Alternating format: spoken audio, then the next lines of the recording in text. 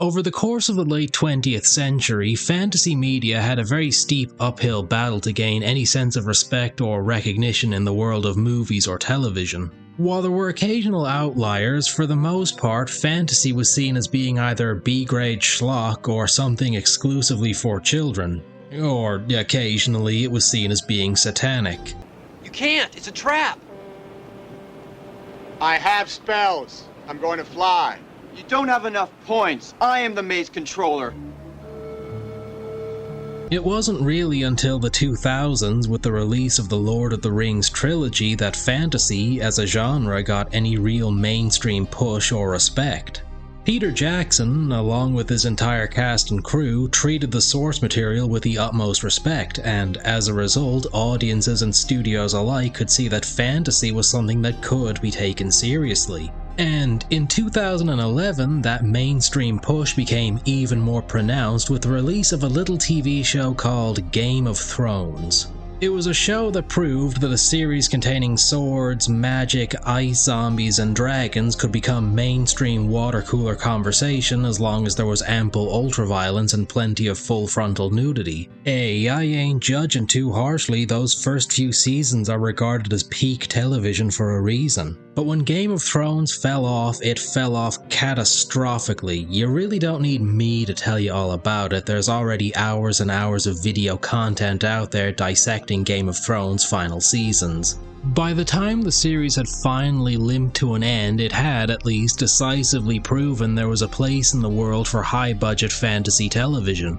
And over the years, a few contenders have risen to try and claim that throne that Game of Thrones left behind. But which of these other fantasy shows, if any, is actually worthy to wear the crown? Can any of them win the Game of Thrones? He said it! He said it! That is one big pile of shit. I distinctly remember avoiding Rings of Power like the plague when it was actually airing. Everything about it just kinda put me off, and as a general rule, I try to avoid any series that looks like it's going to become a culture war battleground. But what's interesting is that while you'll get plenty of people who rise to defend things like Disney Star Wars or Phase 4/5 of the MCU or modern Star Trek, I don't recall anyone actually standing up to defend Rings of Power when it was airing. People, regardless of their political affiliations or beliefs, either wrote this show off entirely or just despised it, and I can't think of anything more damning than that. So, when I sat down to watch it for myself, I had to ask, can it really be that bad? Yes, it is that bad. It's awful. The thing that struck me, even early on when I was watching, is that the show is just really, really boring. It was an active effort on my part to not reach for my phone at any point while I was watching an episode. Where you have actors giving these shockingly lifeless performances where some of the dialogue is only memorable for how bewilderingly bad it can be.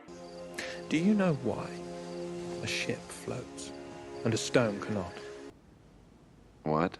The second thing about Rings of Power that caught my attention, and I couldn't stop thinking about as I was watching, is that the show just looks really, really cheap, which is bewildering considering it's apparently one of the most expensive television shows ever made. And I just, how? Where's the money going? It certainly doesn't seem to be going to the prop design, the set design, the costuming, or the script writing. And I don't think any show has made me roll my eyes quite so hard in the same way Rings of Power managed in just the first episode alone. Having Galadriel as the protagonist in your Lord of the Rings prequel is, on paper, a perfectly valid idea. Turning Galadriel into a generic girl boss in the same template as a dozen other generic girl boss characters where she's a cartwheeling, sword-slinging, totally unflappable ultra badass? Yeah, that's not such a good idea. Leaving aside some of the weirdness of the performance where Galadriel's actress looks like she's going to murder everyone around her 90% of the time, it just feels weird to see her in this type of role in general. Galadriel is meant to be a powerful, imposing, and kinda badass character in the source material, but for me personally, I always saw her being badass in the same way Gandalf is a powerful badass. In that they're both very subtle, very dignified characters who only ever really bust out the badass booming stuff whenever the need arises. Boomer Baggins! Do not take me for some conjurer of cheap tricks. I am not trying to rob you. And the political messaging used in this show is just so brazen and on the nose that you really can't help but notice it, and it kills whatever immersion you may have been having in a given scene. Now, I do want to clarify, you absolutely can have political messaging in your Lord of the Rings TV show, and Lord of the Rings itself is a political work that manages to convey a lot of Tolkien's personal philosophies and beliefs. Tolkien may have disliked allegory, but that didn't stop allegorical elements from entering into Lord of the Rings, like the Scouring of the Shire or Samwise Gamgee being reflective of the Batman that he knew in World War I. But Tolkien was smart enough to weave these elements into his work with tact, subtlety, and grace. As opposed to this show, in which a black elf goes into a bar and some random generic racist guy says, "Hey, we don't take kindly to your types around here." These are the types we like. You can very easily imagine the writers of the show high-fiving each other over their positively scathing commentary on the world. And in addition to being a very boring show to watch, it's also an incredibly predictable story. The moment you set eyes on this guy, you know he's going to be Sauron. A trailer for Season 2 of this show was put out not too long ago, and by the look of things, people can't even really muster the energy to hate watch this time around, which is impressive and incredibly sad. It's not going to be taking Game of Thrones' position in pop culture, that's for damn sure. Hell, it's about time. Another Amazon Prime show, and this one is not as bad. I certainly wasn't bored to tears by Wheel of Time in the same way I was with Rings of Power, but does that mean that Wheel of Time is actually a good show on its own merits? Yeah, I wouldn't really go that far. I actually have read the first Wheel of Time book, so I wasn't going into this completely blind. I thought it was a good book, even if you really don't have to dig all that hard to see the massive Lord of the Rings influences in the world building, but apparently the books do get a lot more interesting after the first one. But the thing about being familiar with the source material is that you really can't help but compare and contrast it with the adaptation you're watching as you go through it. And so, as a result, I was all too aware of some of the more bizarre changes that this show made, and none of them really seemed to be for the better. Like Perrin, one of the supporting characters in the book, in the TV show he has a wife who dies like 5 minutes after she's introduced, and it's just, why? Cheap drama? An attempt to make the characters seem older in the show than they are in the books? Or how about the fact that Rand and Egwene are banging from episode 1, which ends up making the subsequent relationship drama across the rest of the series a lot more trite to watch? You bitch! Bitch! Bitch!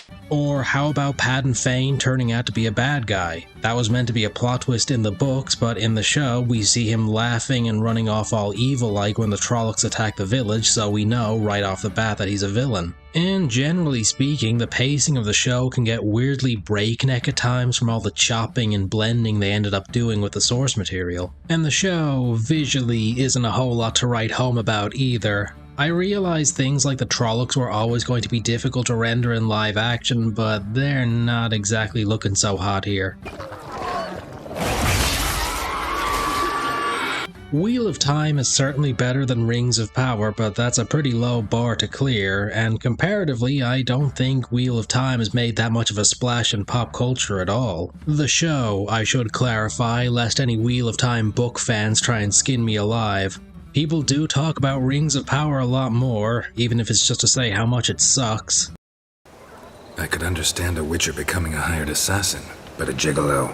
Of all the shows I watched for this video, The Witcher is definitely the one that disappointed me the most personally. Rings of Power being bad was basically a foregone conclusion, even though I did try to go in with an open mind, and Wheel of Time is a series I wasn't really pressed on one way or the other. But The Witcher? I'm actually pretty into that. I've read the first 3 books, and I've played a pretty huge chunk of The Witcher 3. I'm gonna complete it someday, I promise. It made it all the more grating and frustrating to watch the series continue to decline in quality more and more over the course of 3 seasons.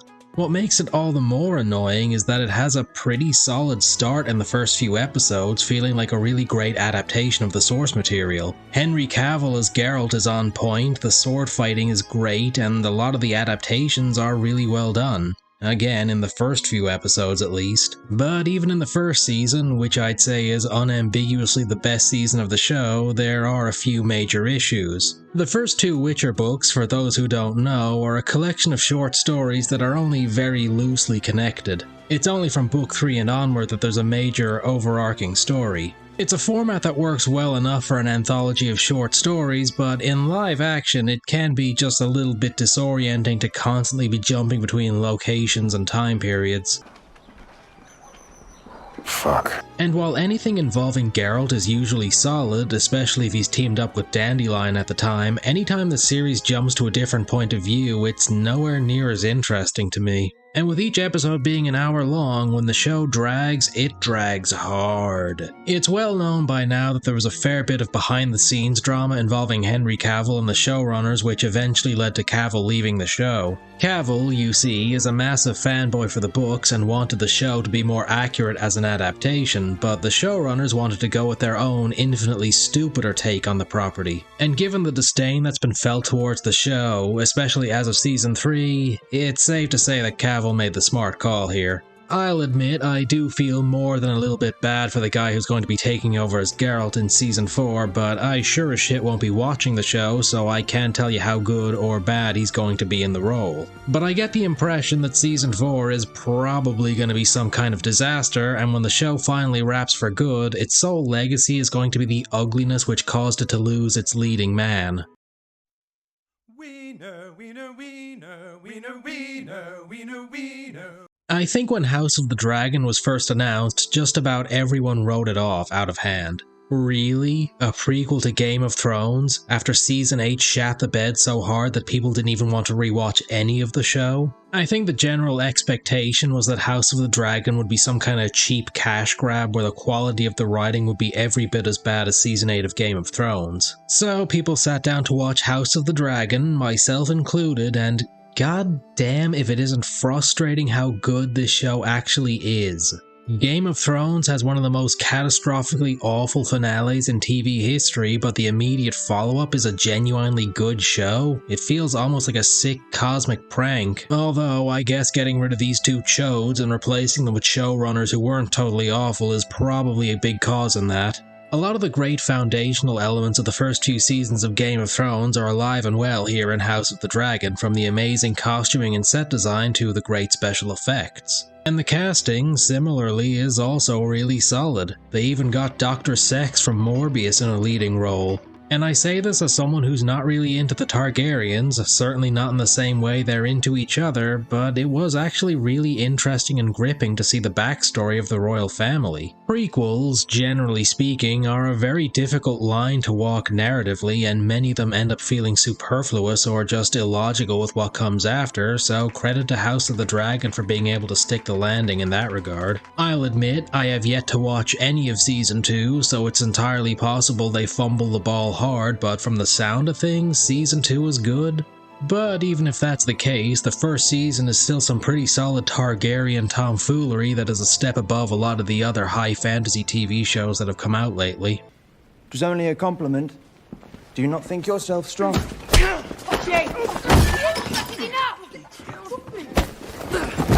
I'm certainly more interested in seeing more of Daemon than I am of seeing anything to do with Galadriel or Geralt. If you want, you can certainly argue that my perception of House of the Dragon was more than a little bit colored by sitting through Rings of Power and the worst parts of The Witcher. And you may have a point, just about anything halfway competent would look leagues better than what I just had to sit through with Rings of Power. But regardless, I still found the political intrigue and medieval violence of House of the Dragon to be really entertaining. And there's certainly no shortage of irony in the fact that the only thing that could succeed Game of Thrones was a prequel to Game of Thrones.